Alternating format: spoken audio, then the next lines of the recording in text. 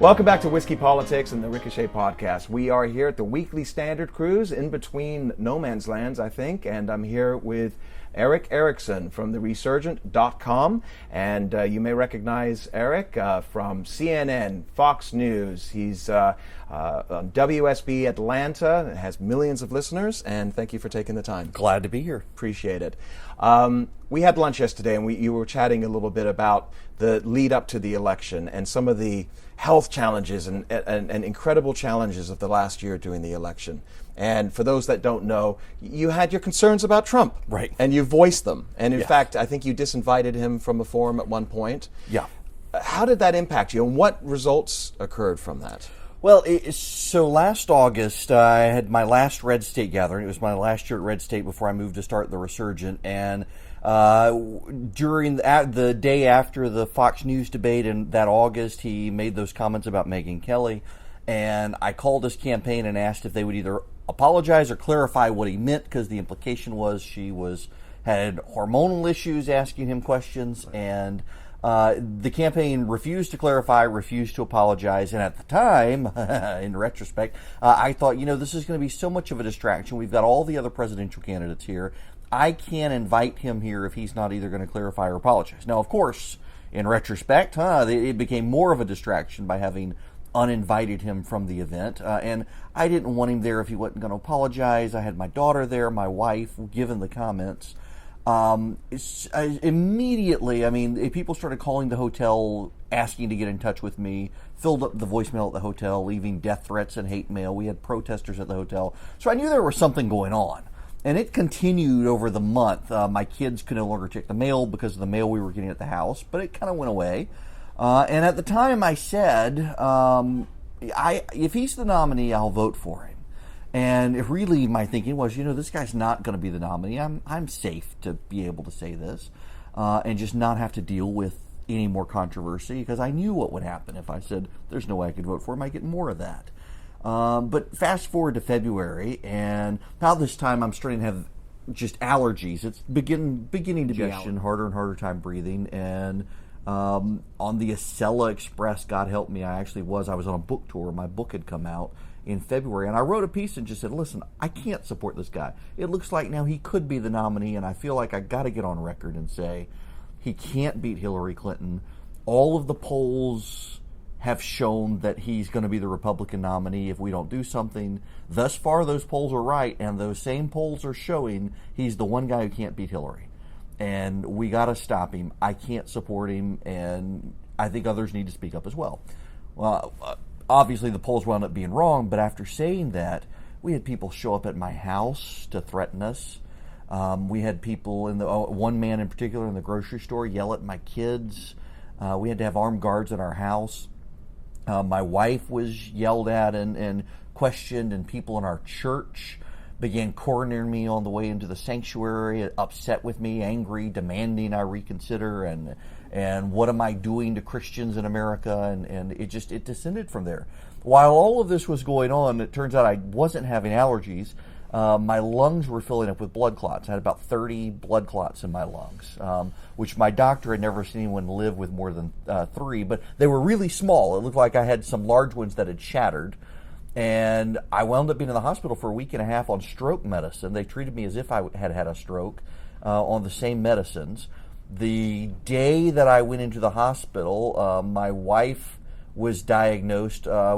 She had looked like growths in her lungs. At the time, we didn't know it was lung cancer. We suspected as much. But then she went through a series of tests in June, and then we found out in June she had a rare form of lung cancer. They thought they had gotten it all out of her body. They did follow-up tests, and in September confirmed that she has a very rare but pervasive form of lung cancer. It's not out of her lungs yet. They caught it very early, but it's genetic, so even if she gets rid of it, it'll probably come back. And so we're dealing with all of this year.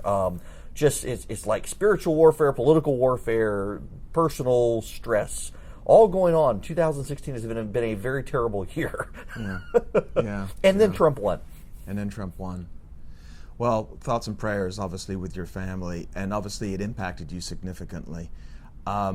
The personal experience that you had from that, do you feel that in any way led towards your antipathy towards Trump, or?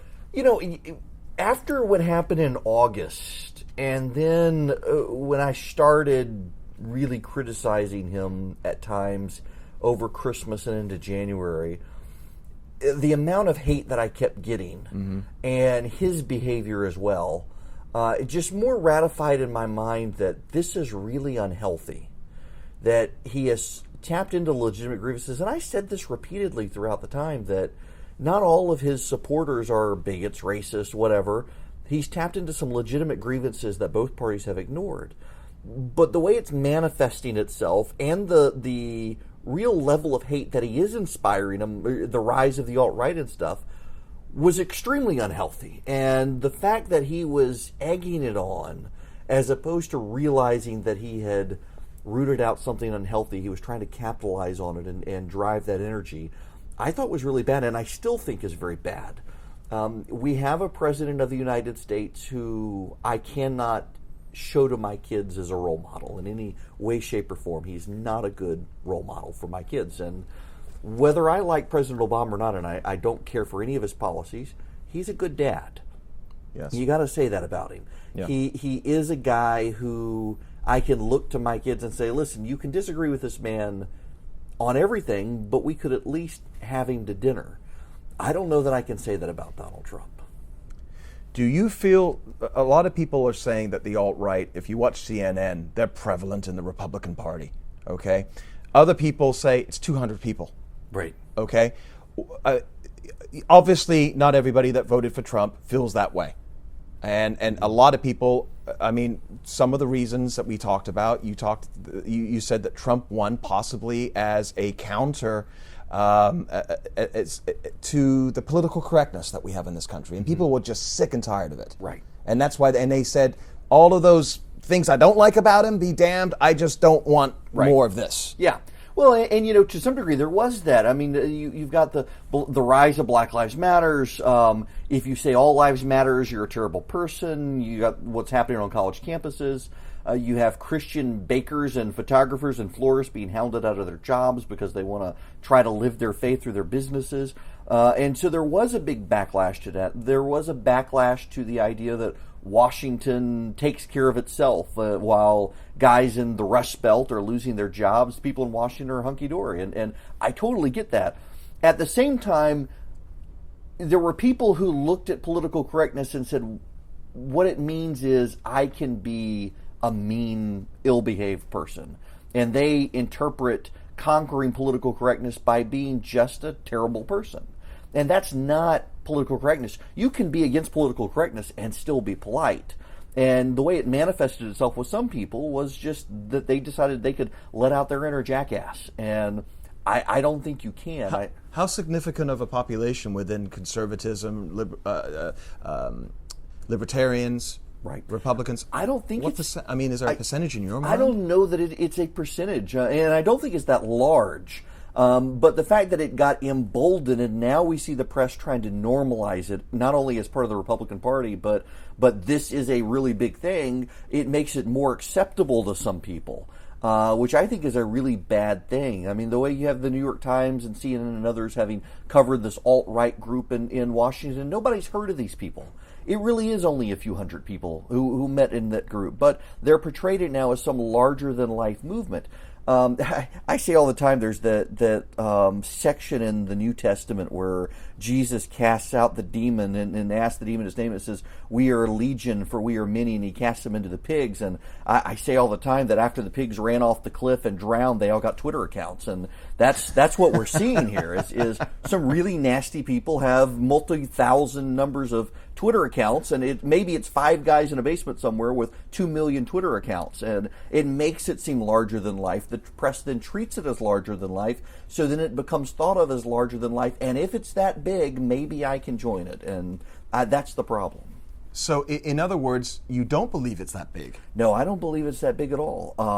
I don't. In Europe, I think it's larger, but I think it's growing here, and Trump's win enables it to grow.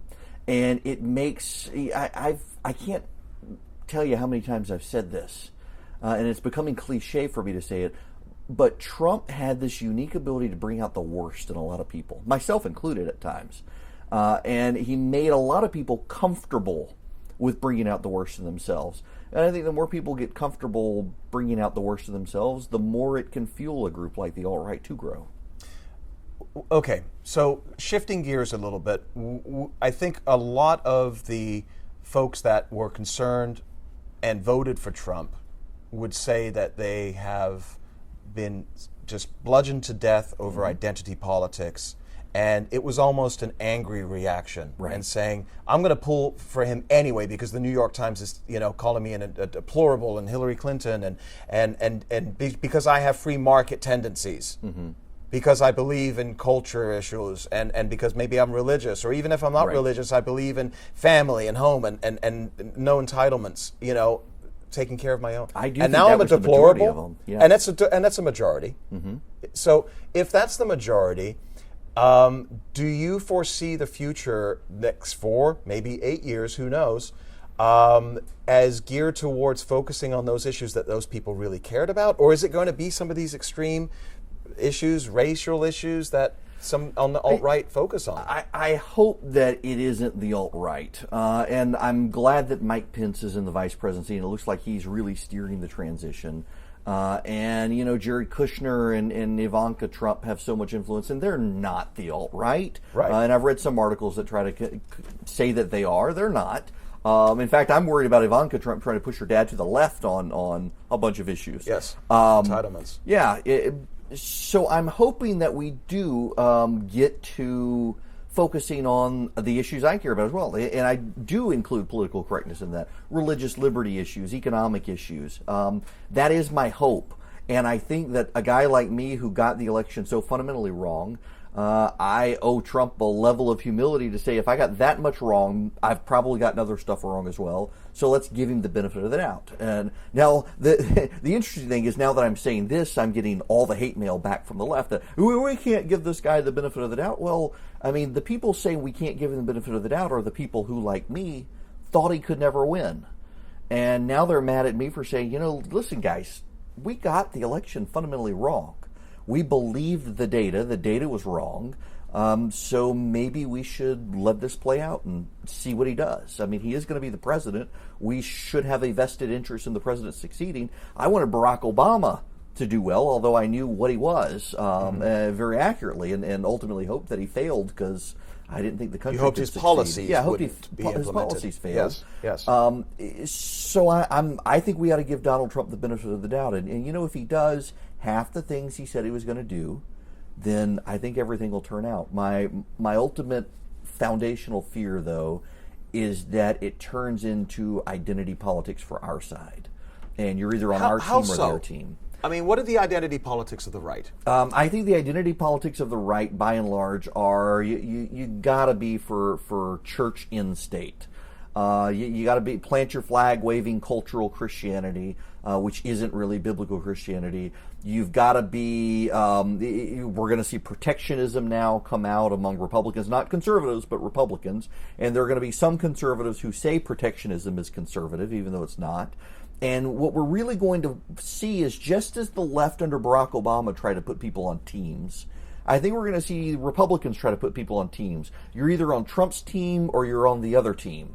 And I think there are a lot of us, and I hope myself included, need to not be on a team, because there are things he's going to do that aren't good policies. And some of us need to be able to say, you know what, all of these things he did good, this thing bad. And when you try to put people on teams, suddenly you begin having your own side fight you when they should be your own side. We need to have some honest brokers on the right, though. You have a huge listenership out of Atlanta, largest talk radio station. You sit in for Rush Limbaugh, okay, 20 million listeners or whatever the number is these days. A lot of people that would listen to that would say, I'm a fiscal conservative. Religious issues or cultural issues, that's secondary for me as a fiscal free market thinker, okay? And what you're saying right now, which may represent where you live, or maybe the South, or religious. You shared with me this week that you're completing your Master of Divinity. Okay, but does that not feed into the stereotype of the church wing of the Republican Party? Right, and I've been actually very critical of the church wing of the Republican Party. for making it sound like if we don't vote for Trump, then the days of the church in America are over. And I think was really the way the church engaged on Trump was bad. So many evangelical leaders abandon actual biblical Christianity for cultural Christianity, and I think cultural Christianity isn't very helpful to the right these days. Because it's perceived as mom, pop, and Jesus, and that, I think, gives rise to bad theology. As far as fiscal conservatives go, though, I think the rise of Trump was a lot more cultural Christianity than fiscal conservatism, because his message was fiscal populism, not conservatism, the protectionism, and we're going to punish businesses that go elsewhere. And I hope that he abandoned some of that. But I think you look at the blue collar Rust Belt guys who went for Trump, the guys in Wisconsin and Michigan who went for Trump, they would identify with cultural Christianity, and that is, we got to protect our own. We got the other out there, and I don't think it's helpful, but I think that kind of defines and summarizes how Trump ran. Let me shift gears real quick. Let's go back to the election. One of the mea culpas all around here at the Weekly Standard Cruise this week, okay?